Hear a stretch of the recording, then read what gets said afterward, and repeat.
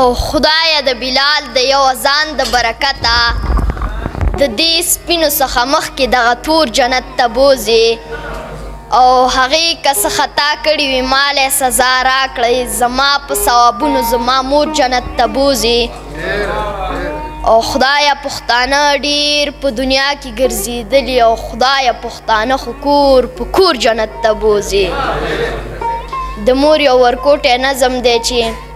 ته زما زړه زما کعبه یې مورې او ما ته د هر څه نه خوږه یې مورې